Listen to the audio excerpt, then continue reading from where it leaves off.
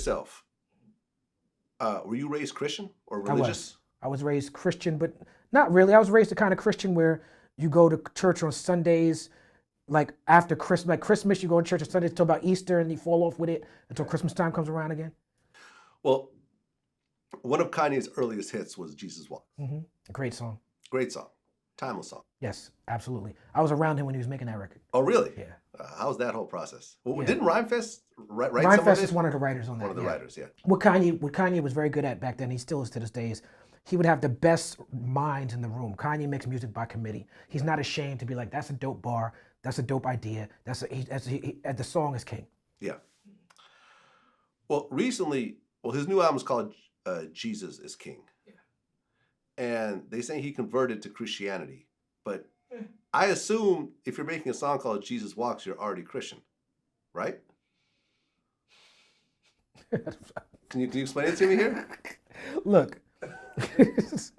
I'm not trying to be funny. No. Like, I'm being literal. I'm trying to figure out how much I can talk about without like betraying friendships. Yeah. You know what I'm saying? Like Kanye West, again, I'll go back to this, as a genius and an icon. When it comes to spirituality, when it comes to politics, he's been publicly confused, I think. And the losing of his mother made him want to be more spiritual. And I think that's a good thing. I remember hanging out with Kanye the night that he was on that Hennessy and that he was talking about Taylor Swift. I went over his house that night and we had a long theological conversation about spirituality and religion.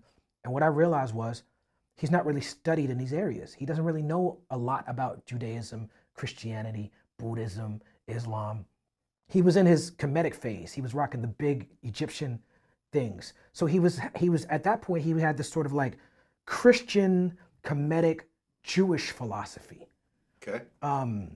He was hanging out with a lot of Jewish spiritual people. In Hollywood, there are a lot of Jewish spiritual people with the, like Madonna, was it Kabbalah? Is that what it's called? Yeah. It was like he was hanging out with like Kabbalah the Jewish people. spirituality. Yeah. And then he was also dealing with Kemetic science, the Egyptology. It was all, and the way he was asking me questions, I could tell I was like, oh, you just don't know. You're trying to figure it out. After that era, he went into the I Am a God, New Slaves, which that's my favorite Kanye. I'm like, yeah, do that. Talk about the new slaves and how you like King Kong. Like, do that. You know what I'm saying? Because that to me is revolutionary but gangster. You know, like Dead Prez would say. You know how somebody go to jail and then they come out and they're like either super Muslim or super Christian? Yeah. Because I feel like Kanye wearing a MAGA hat was like jail for Kanye. And I feel like the Sunday service is him trying to get back in the good graces of community. Excuse me. If I'm wrong about that, Kanye, forgive me. If this is really a genuine thing, but let's keep it a buck. Gospel music is the foundation of all great music, all great pop music that sells well. You know, gospel, Negro spirituals to gospel to blues to jazz is a whole line, to funk to soul to hip hop, right? So the best pop songs incorporate gospel elements, from Madonna's Like a Prayer to Kanye Jesus Walks, right? Kanye had a song with, I think Migos is on it, or, you know, he sampled Pastor Barnett. Yeah. On that song, he's rapping about bleached assholes over gospel music. That's been the whole duality of Kanye has made him a genius, is that you take these angelic melodic soundscapes and you're rapping about decadent shit, but we all appreciate it because we all have contradictions in our lives. So Kanye represents the contradiction that's in all of us. Right. He's been very good at that. Right. Same thing with Blood on the Leaves. It's another example. Yeah, where he takes something about Fuck these other niggas because I'm down with my niggas, and he's saying that over gospel music. Yeah, well, yeah, Blood on the Leaves was talking about black people getting hanged. Right. It's the sample was Nina Simone singing "Strange Fruit." Strange Fruit, right? Right, which is a song, a black classic jazz standard about the strange fruit being the bodies hanging from the trees. Right. Kanye sampled Nina Simone for "Get By," which is, you know, Cinnamon. He's had a wonderful relationship with Nina Simone. But I feel like musically he's always been in the gospel. That's what I'm saying. Right? He's always been in the gospel space. But now what's different is he's now saying that he's lyrically gonna move to a gospel. Right. Yeah. He said he's no longer making secular music. Right. which means that his lyrics are going to be spiritual or about Jesus, right? Now, it seems to me that this is just what people do when they get in trouble with the community. They turn to Jesus or they turn to Islam. That's what it seems to me. You know what? I haven't even processed a lot of these feelings. Me even talking about this, it's the first time I'm even talking about it, because I saw the name Jesus King and I was like, you know, because I'm like, now here's the thing. This is what I do know. I know that I'm gonna hear that album and it's gonna blow me away. I know that musically I'll be like, fuck, this is so good. Yeah, and that's the problem with albums Kanye. Are worth listening that's the problem to, with Kanye, is that he's so good.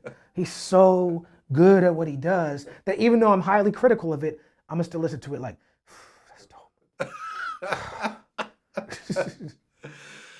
Yeah. And the whole church thing I think is interesting. I'm not going to say this is his intention, because I don't want to put that out there, but I could see a Kanye cult forming in the future. Well, I can almost see the foundations of it already, because I know a lot of people would join that shit. The Church of Ye? Yeah, I mean, absolutely. Kanye West is that big of an iconic figure in the world. What's interesting to me is that the whole cancel culture thing, this is how I know cancel culture is not what people purport it to be. We should hold each other more accountable as we grow as a society. Excuse me. The idea that we cancel somebody and we don't fuck with them no more, I feel like that's false. Mostly because the people who say that don't really mean it. People was all ready to cancel Kanye over his Trump hat. As soon as he showed up in public for free, doing free concerts, everybody like, let's go to Sunday service. That confused me, because I was like, wasn't y'all just canceling Kanye? Y'all didn't mean that. Y'all really didn't mean that. Right. You can only cancel yourself. When you are self-employed, like a Kanye is, yes, he's signed to a label or whatever, but ultimately he's not employed by the label, just like you've never been employed by labels either. I'm glad you said that, because there's a lot of people who criticize me and other people and like say that artists are employed. I've never been employed by a label. You can only cancel yourself. Once you decide to stop, to listen to other people that are telling you not to do it, to tell you to shut up, and you actually listen to them, that's when you actually get canceled. Unless you're an R. Kelly and the law actually comes and takes you away. Yeah, I mean, look, that's what I'm saying. I'm all for accountability. Yeah. I'm all for holding Kanye accountable. I'm all for holding R. Kelly accountable, even though what Kanye did is nowhere. It's not even different universes. But yeah, we should hold each other accountable. Hold me accountable. If I say some fucked up shit, come to my Twitter page and tell me. Come to my concerts and share it. I'm all for that. I'm all for the criticism. I'm all for the holding each other accountable. That's what we have to do as a we are a community. That's why I'm able to speak on Kanye I'm speaking on him with love. Like, I love the brother. I love him. But he got to be held accountable. Yeah, and at the end of the day, a hit song will fix damn near anything. It's called the power of the jam. That's a phrase I made up when Chocolate Factory came out. I remember Chocolate Factory came out and, and everybody was jamming to R. Kelly. And I was like, wait a second. I remember that. I remember like, oh, this is the power of the jam. Because you can forgive anything if you say, but that's my jam though. Jared Carmichael, he has a routine in his show, which was brilliant, and his comedy routine. He says that talent trumps morals. So if someone's talented enough, you'll put your morality to the side. Yeah. I mean, look at Michael Jackson. Yeah. Like, people, because I was trolling, really. I remember I said, after leaving Neverland, does the song PYT have a different connotation? Oh, that's terrible. Pretty Young Thing? That's terrible. But I was just messing with people. I'm glad you admitted you were trolling, because that was definitely a troll statement. Yo, like, and this is how people got all upset and everything else like that. I can see why. Yeah. I was trolling, and it's fine. But people are like... Trolling is not a virtue, lad. I know it's not a virtue. You can't use that as your defense. It's not a virtue. I'm not proud of it, but it is what it is. It was a joke. At least you're admitting you were trolling. But, and the thing is, people were tweeting me and said, I am 100% positive Michael Jackson never molested those kids. You can't be 100% positive of that. I can't be positive that he did or didn't.